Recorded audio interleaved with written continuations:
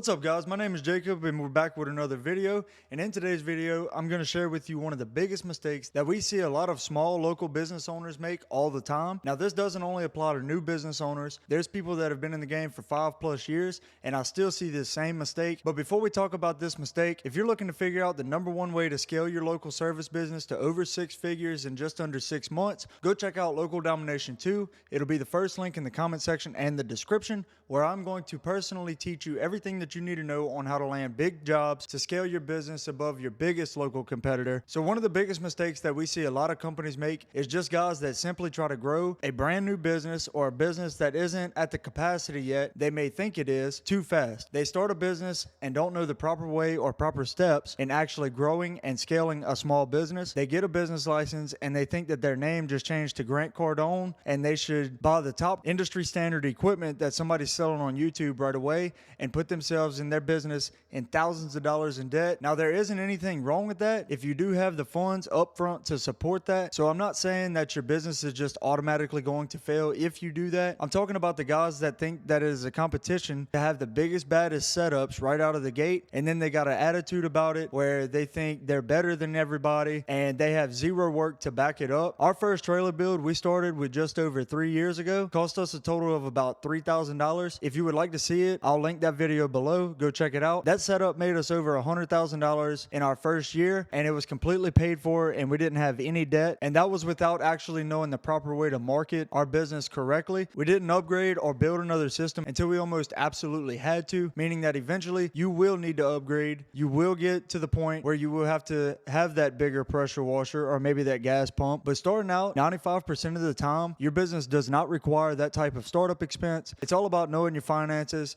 and staying within your budget, and also building a business from the ground up. You can go spend $30,000 on a brand new rigged out trailer, and yes, it will be very nice and it'll look very pretty, and most likely it'll be able to handle almost any job you'll ever come across. But at the same time, when you're just starting out in business, you're trying to market yourself through Facebook or Google or word of mouth or whatever it is you do with little to no guidance, and it can be very overwhelming. And the last thing that you're going to want is to go spend $30,000 or more and be in debt and still have a $500 or $600 a month note to pay that $30,000 that you really didn't have to have in the first place. A lot of people that do go buy these expensive startup items or equipment, a lot of times they think they are better than all the competition around them, and they have no idea how to even use the equipment properly because they've never had their hand put on a soft wash wand or a pressure washing wand. They just think that, oh, I have to have this to get started in business. So once they do get rolling and start picking up jobs, they're still trying to figure out their equipment. They'll forget about the business side of things and won't keep track of any customers or invoices. They won't even know how to quote jobs properly, and they'll lose track of those follow-ups with those potential customers that called them in the previous weeks, and now they're struggling to catch back up, and at the end of the year they owe a bunch of money because they can't go back and see what they actually spent versus what they made throughout the year, which does nothing but add to the current debt and your stress level as a business owner